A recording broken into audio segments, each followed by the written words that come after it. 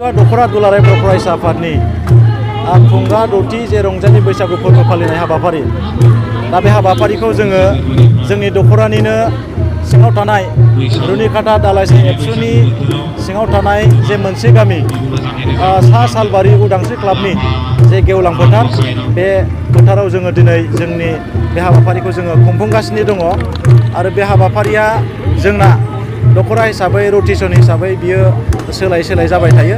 देग्लाय जोङो बे हाबाफारिखौ नैबे सा सालबारि गामिनि उदांस्रि क्लाबनि गेवलां फोथाराव जोङो देग्लाय बे हाबाफारिखौ खुंफुंनाय जादों।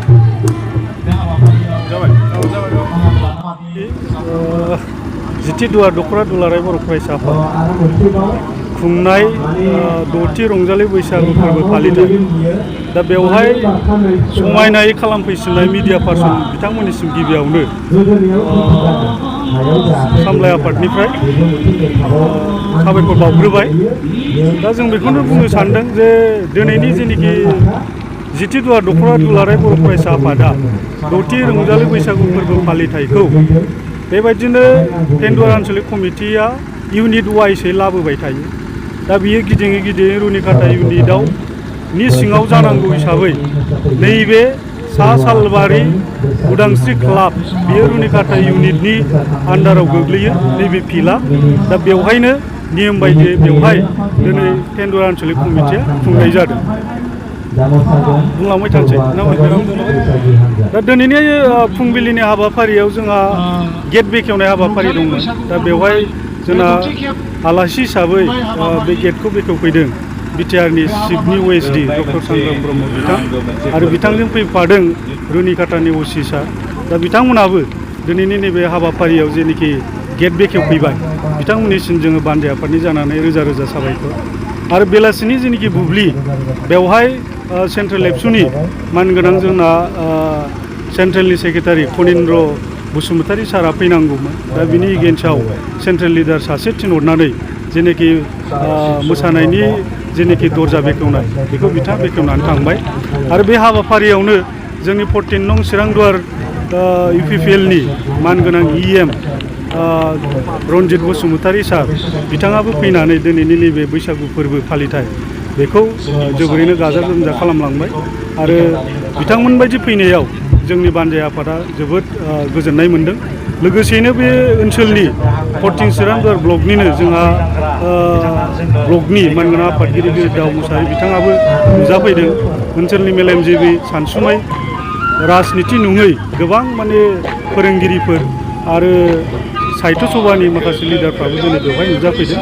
आरो बेबायदिनो बे हाबाफारियाव गाहायै 12टा ग्रुपआ बाहाय पार्टिसिपेट खालामफैदों।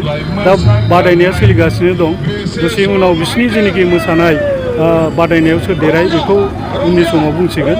जाय हक दिनैहाय नोंथांमोना बे जोंनि जेनोखि टेन्डुवार आन्चलिक कमिटिया खुंनाय बे हाबाफारियाव फैनानै पाब्लिश खालामनो फैनायनि थाखाय नोंसिनिसिम रोजा रोजा साबायखर बावनानै बानजाय आफादनिफ्राय जेनोखि सुंद' बुंनाय आं बेवहाय देरहानायनि बान्थाखौ देरहानाय हिसाबै जोंना 15,000 रां आरो उइथ सार्टिफिकेट साफ्रोमनोबो गांफा गांफा सार्टिफिकेट हरनाय जागोन।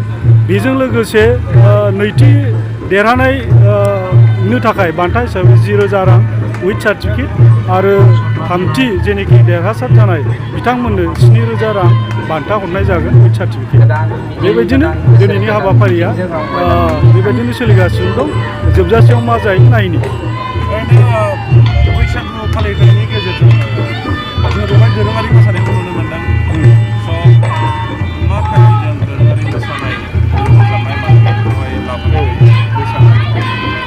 दा दोरोङारि होनोबा जों बेखौ ट्रेडिसनेल होननानै जों बुजियो। बै समाव आबै आबौमोनहा जिहेथु जोङो बै समाव नायोब्ला जारिमिनाव जों फरायबा मोनो जे बर'फ्रा बांसिनै हाग्रा बंग्रा बेफोरबायदियाव थायो।